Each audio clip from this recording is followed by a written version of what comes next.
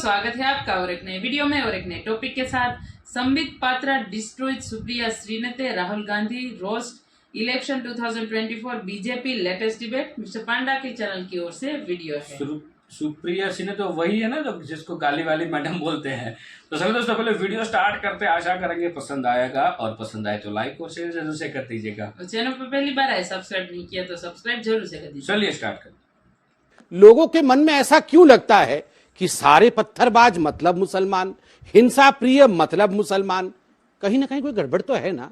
अगर सबको ऐसा लग रहा है कि मैं हिंसा प्रिय कहते ही आपको लगता है कि मैं मुस्लिमों की तरफ उंगली उठा रहा हूं, पत्थरबाज कहते ही मैं मुसलमानों की तरफ उंगली उठा रहा हूं, मैं पत्थरबाजों का अंजाम ठीक नहीं होगा अगर माननीय मोहन भागवत जी ये कहते हैं और सारे विपक्ष के लोग हम पर कूद पड़ते हैं, तो कहीं ना कहीं विपक्ष से पूछना चाहिए कि विपक्ष की मानसिकता खराब है।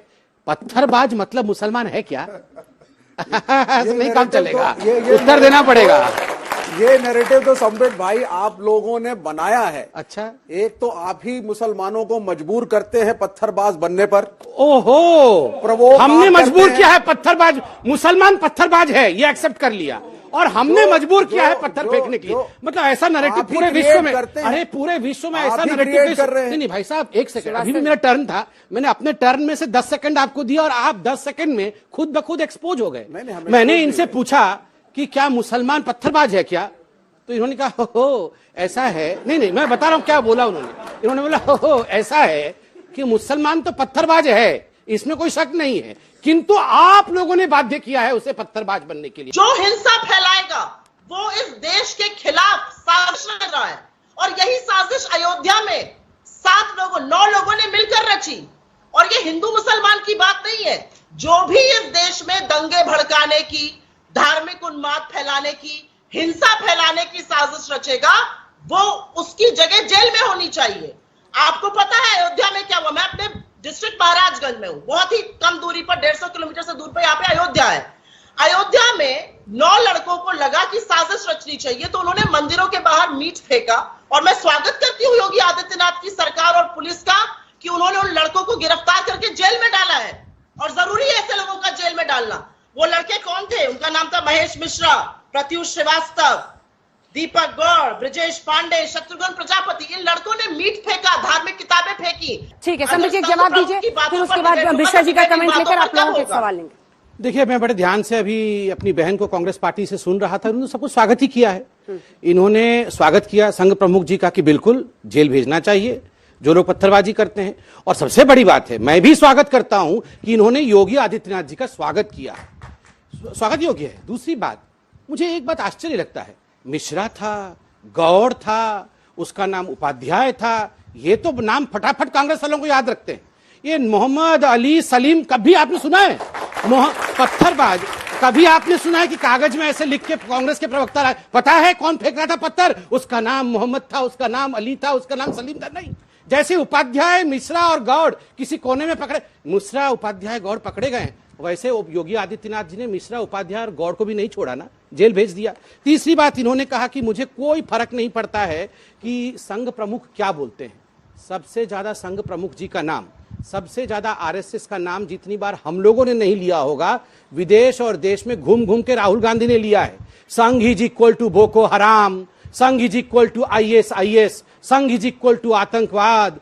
संघ से जितना खतरा है उतना मुस्लिम इस्लामिस्ट आतंकवादी संगठनों से खतरा नहीं है। ये सब किसने कहा था? अगर आपको कोई फर्क नहीं पड़ता है तो घूम घूम के राहुल गांधी को इस प्रकार का प्रचार करने की क्या आवश्यकता है? और सही बात है, जहां तक महंगाई इत्यादि का विषय है, जनता सवाल पूछना चाहती है और जनता इन्हीं सवालों के आधार पर वोटिंग भी करती है।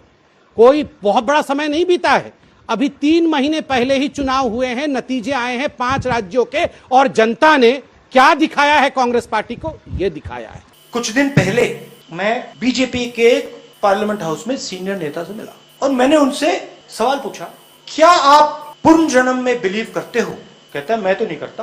तो फिर मैंने कहा, अगर आप पुनर्जन्म में बिलीव नहीं करते हो तो फिर आप राम में कैसे बिलीव कर सकते हो? चौंक गया।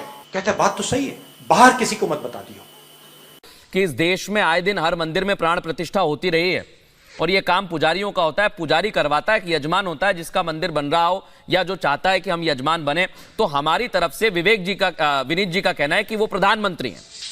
मैं कर रहा हूं, मेरी तरफ से वो कर रहा हूं। ऐसा वो कहना चाह रहे हैं भाई। हर ये लग रहा है कि उनकी तरफ से आइए आप मेरे साथ में नोएडा में घूमिए, तो यहाँ पे रिक्शा आ रहा हूं विवेक जी। एक देखिए, सबको लगता है कि अच्छा सुनिए, एक मिनट मेरी बात सुनिए, प्राइम मिनिस्टर मेरी बात सुनिए। देखिए मैंने शुरुआत में जो कहा था, दर्शकों को कि बिखरा से ये विपक्ष है और बिखराव इतना है कि समझ नहीं आ रहा। एक मिनट विनीत, आप जैसे व्यक्ति का भी प्रधानमंत्री, बिखराव कितना है ये समझ लीजिए। भाटी जी कह रहे हैं कि सबका अधिकार होना चाहिए, विवेक जी कह रहे हैं कि ये पॉलिटिकल है, अजय जी कह रहे हैं कि प्रधानमंत्री को नहीं जाना चाहिए। INDIA इकट्ठा है, INDIA इकट्ठा है। अलायंस कहाँ इकट्ठा है सर? ले आइए मयंक सिन्हा जी को जरा। मयंक सिन्हा जी क्या बोल रही है? मयंक सिन्हा जी, अच्छा ये बताइए मुझे, CPIM कितनी सीट दे रहे हैं आप CPIM को? हमने तो सुना है 17 आपने बांट ली। वो हम आपस सिन्हा जी कहाँ चले गए? वो हम आपस में निर्णय कर लेंगे। लेफ्ट को बुलाया सर? CPI नहीं है क्या? CPI इंडी वो तो 3 मांग रहे हैं सर। आपको मालूम नहीं है कि INDIA की कोऑर्डिनेशन कमेटी में कौन? मुझे सब मालूम है सर। मुझे तो ये भी मालूम है कि पिछली बार नीतीश कुमार 17 पे थे अडिग और इस बार भी अडिग हैं। ये तो देखिए हमारे साथ प्रेम शुक्ला जी हैं। प्रेम शुक्ला जी बता देंगे कि कोई डरा रहा है बसपा को या नहीं डरा रहा है, कौन सी एजेंसी लगी हुई है नहीं लगी हुई है। लेकिन देखिए प्रेम शुक्ला जी, आज हो क्या रहा है? नीतीश कुमार जी दिल्ली में, उनके पोस्टर लगे हुए हैं कि प्रदेश ने देखा अब देश देखेगा, एक उम्मीदवार। राहुल गांधी जी नागपुर में खड़े हैं, दूसरे उम्मीदवार जो विचारधाराओं की लड़ाई बता रहे हैं। और अभी नागर साहब ने कह दिया कि मायावती जैसा तो कोई उम्मीदवार ही नहीं है। चाहता है कि उसका लीडर प्रधानमंत्री बने, उसमें प्रेम शुक्ला जी नहीं होनी चाहिए। जी सौरव जी, मलूक नागर जी की जो बात है उत्तर प्रदेश सेंट्रिक ज्यादा उनकी बात है। तो उत्तर प्रदेश का आप इतिहास राजनीतिक देखेंगे तो सबसे पहला गठबंधन बना सपा और बसपा का, और उसमें सपा ने जिस तरह से सुश्री मायावती जी के चीर हरण करने का दुष्कर्म तक कर डाला, ये सबने देखा। उनकी हत्या करने का प्रयास हुआ। दूसरा गठबंधन 96 में बना बसपा और कांग्रेस का, वो भी विफल रहा। और उसके बाद जो है गठबंधन बना कांग्रेस का और सपा का, वो भी विफल रहा। फिर सपा और बसपा गठबंधन बना, वो विफल रहा। सुश्री मायावती जी को मुख्यमंत्री, पहली दलित मुख्यमंत्री उत्तर प्रदेश को देने का काम भारतीय जनता पार्टी ने किया, जबकि भारतीय जनता। हाय मिस्टर पांडा। दोस्तों आप लोग कैसे हो? सभी लोग अच्छे होंगे।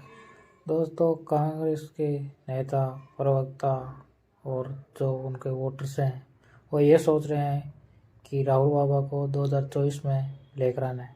अब पता नहीं वो लेकर कहाँ से आएंगे, रहते तो इंडिया के अंदर ही है।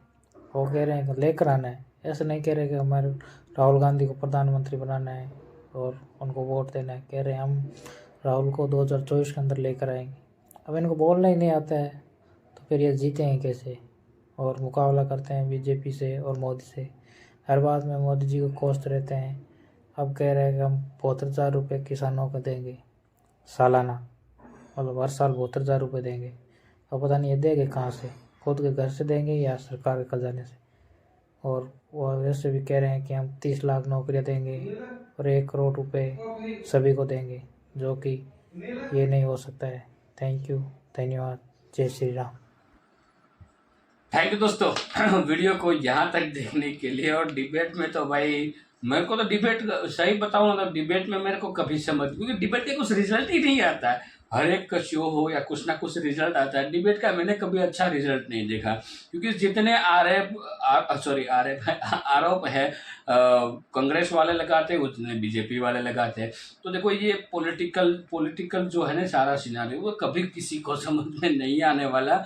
तो डिबेट सिर्फ देख लीजिए, क्या क्या हुआ वो सुन लीजिए, बाकी डिबेट के बारे में कभी सोचिए मत। क्योंकि देखो दोनों पार्टी आरोप और प्रत्यारोप होने ही वाला है। जिसमें जिक्र हुआ था मतलब मंदिर के सामने अयोध्या में मांस के टुकड़े फेंके गए, तो जो नाम थे वो मैडम ने पढ़े, तो संबित पात्रा जी ने जो समझाया वो भी ठीक है, वो जो बोल रहे थे वो भी ठीक है। मैं तो सबको ठीक मानता हूँ, क्योंकि मैं कभी डिबेट को सीरियसली नहीं लेता हूँ। ये मैं आपको मुंह पे बोला, लेकिन देखने के लिए देख लेना चाहिए। उसमें भी कभी कभार हमें कुछ नॉलेज मिल जाती है। जब पूरी हिस्ट्री में लोग जाते हैं ना, तो भी बहुत बहुत पुरानी बातें आने लगती है, तब बहुत कुछ देखने को, सुनने को मिलता है, सीखने को मिलता है। उस हिसाब से डिबेट को मैं लेता हूँ, बाकी सीरियस नहीं लेना चाहिए। बाकी वीडियो को यहाँ पे समाप्त करते हैं दोस्तों, आपसे विदाई ले रहे हैं, लेकिन मिलती है और एक नई वीडियो में आपके साथ। टिल देन, जय हिंद, जय भारत।